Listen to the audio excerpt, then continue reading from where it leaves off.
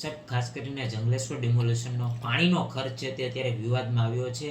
આપે હજી audio clip અત્યારે વાયરલ કરી છે, અને સામાન્ય રીતે રાજકોટમાં શું ભાવ ચાલતા હોય છે? જંગલેશ્વર વિસ્તારમાં જ્યારે આસિયાના પડી રહ્યા હતા ત્યારે વયસ્ક ઉંમરના લોકો રડી રહ્યા હતા. મહિલાઓ છાતી કૂટીને કલ્પાંત કરી રહી હતી. બાળકો ગમગીન હતા. આવા વાતાવરણ વચ્ચે અમાનવીય કૃત્ય એટલે કે ખાણીપીણીની મિજબાની કરવી,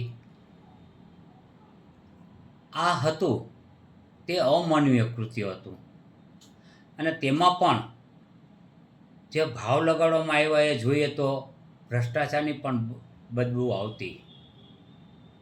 પણ જ્યારે પાણીનો પ્રશ્ન આવ્યો, પાણીની બોટલનો 200 mlનો એક બોટલનો ભાવ 8 રૂપિયા લગાડેલો છે. જે બોટલ પ્લાસ્ટિકની ગુણવત્તા અનુસાર 2 રૂપિયામાં મળી શકે છે ને 2.5 રૂપિયામાં મળી શકે છે. સારી ગુણવત્તાની બોટલ હોય તો 2.5 રૂપિયામાં. અમે ખુદે પાણી વેચેલું છે. ત્યાં અમે 5000 બોટલનું વિતરણ કરેલું.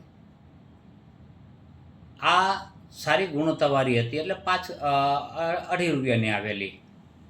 પણ જે કોર્પોરેશન તરફથી પાણી પીરસવામાં આવ્યું એ ચોરસ બોટલ હતી. તમે ઢાંકણું ખોલો તો એ પાણી તમારા હાથ પલાળી દે. એટલે હલકા ગુણવત્તાવાળી બોટલ હતી. તેમ છતાં એનો ભાવ 8 રૂપિયા. એટલે કે 100 રૂપિયા સામે 300 રૂપિયાનું કરપ્શન થયેલું પ્રાથમિક જણાય છે. એટલે આ અમાનવીય તો હોવા ઉપરાંત આ ભ્રષ્ટાચારથી ભરેલું છે. પ્રજા પોતાના પરસેવાના કમાણીમાંથી કર ભરે છે અને અધિકારીઓ એ કરમાંથી ખીચા ભરે છે. આવા અધિકારીઓ ઉપર સખત પગલાં લેવા જોઈએ ને હાંકી કાઢવા જોઈએ. આવા અધિકારી જરાય માફીને પાત્ર નથી. જો આમાં જ હાલશે તો મારી દૃષ્ટિએ પ્રજાને તંત્ર પરથી વિશ્વાસ ઉઠી જશે. આ ભ્રષ્ટાચારની ચરમસીમા છે. આવા તો અનેક બિલો છે જે હજુ હિડન છે, બહાર આવ્યા નથી.